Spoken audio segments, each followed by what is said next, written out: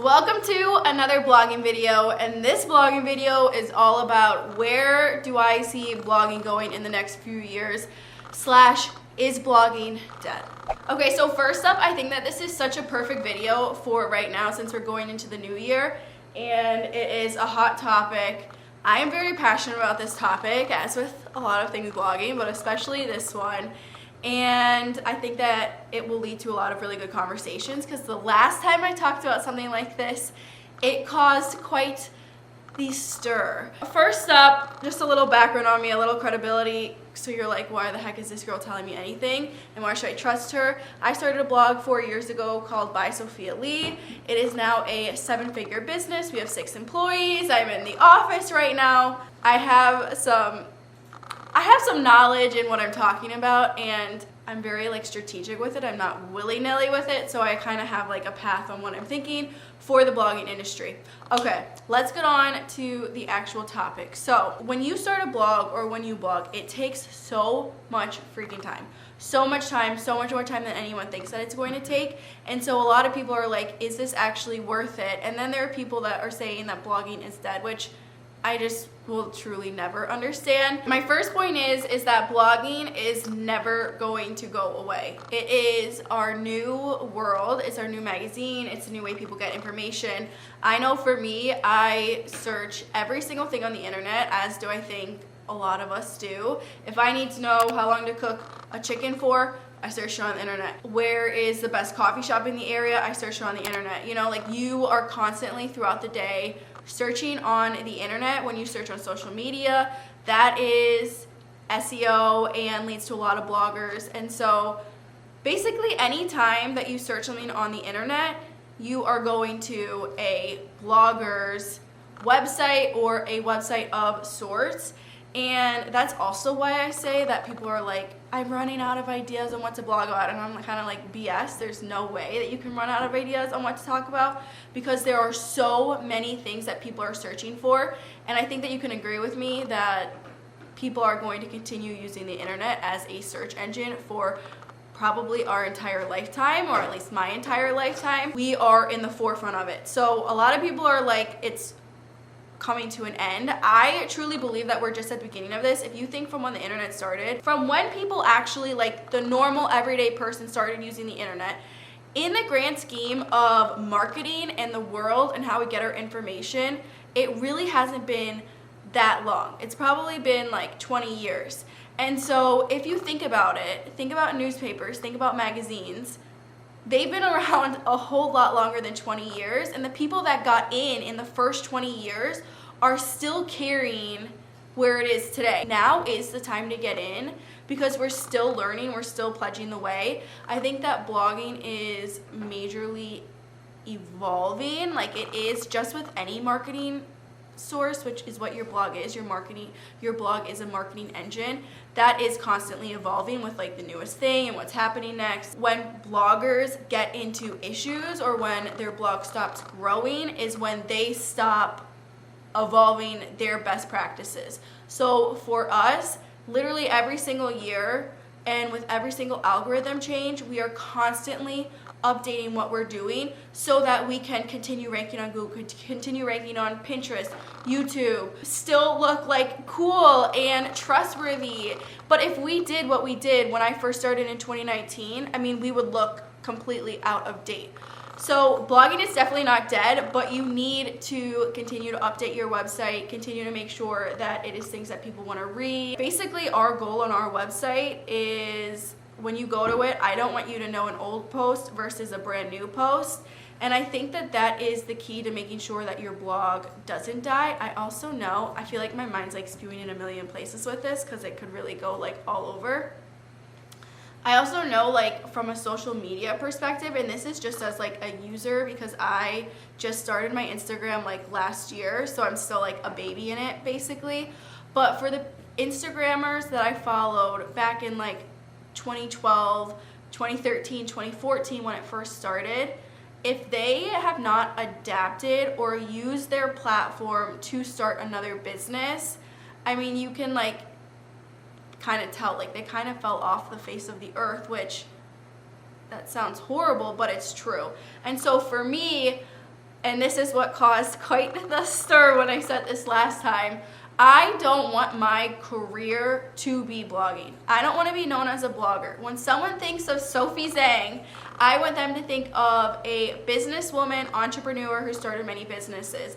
And for me, and for a lot of people, your blog is the most powerful tool in marketing and starting your future businesses because it is the easiest way to get eyes on your information. And so like I always say, I want to start an interior design firm. I want to be known as an entrepreneur / like interior designer. And because of that, I knew when starting my blog that I need to talk about living and dorm rooms, which leads to apartments, which leads to home. And that was a natural path for me. And I knew that on my blog, I could get readers and gain that audience and trust that can then get me to that second destination. I think that you would be, well, it depends on what you're looking for and what your goals are with your website, but I think in like my case, I would be hindering myself if I just stuck with putting out blogging posts and didn't expand that to other businesses. I think that'll eventually get boring for my readers. There needs to be something that keeps them interested and keeps them, you know, wanting to still look at your stuff. Like another example, I don't know why this just popped into my mind, but like let's say that like you want to start a dog food business. Okay, it would be so smart of you to start a blog about dogs, get people trusting you on your dog knowledge, so then those people you know are interested. So then it makes complete sense when you start a dog company or a dog food company that you can then scale and grow up, and you have all of those readers that are already interested in your dogs. You have an email list that you can sell to instead of just cold starting a dog company. So you know what I mean? Like it is just such a great engine to get to that next business that you want. And what I have, this is like exact words I have down. This is kind of, okay, I wrote down, you're dumb if you think blogging is dying. It's simply evolving just like every other business on the planet, which is so true. Like every single business is evolving. And so you just need to be, you know, willing to evolve with your blog in that sense. And my last point is it's the internet and how much time do you spend on the internet. I don't know if this is like a generational thing for my friends in my age, but or really this is anyone with an iPhone, but it tells you how long you're on your phone, and it is so depressing on how much time you spend on the internet. But basically in a blogging sense of things and like where the future of blogging is, that the amount of time spent on your phone is like really good for us, even though for the society it's probably bad. But you just gotta think about the amount of hours that you spend on your phone, on the internet, looking up information, watching people. TikTok has turned people into overnight successes. And I remember when I started my blog in 2019, people were saying blogging is dead, and now look where we are. Still for full force. So that's kind of my thoughts on that. This really was a mind spew, but I would love to hear like what you're interested in. I don't know why it was so triggering. Oh, I think the reason why it was so triggering, I know, when I said that for me, like I don't want to be known as a blogger, I want my blog to be my marketing engine, is because it takes so much time to start a blog, and you really have to, I mean, look, starting a blog is not for the faint of heart. It takes hours and hours and hours, and it is not instant success. It takes like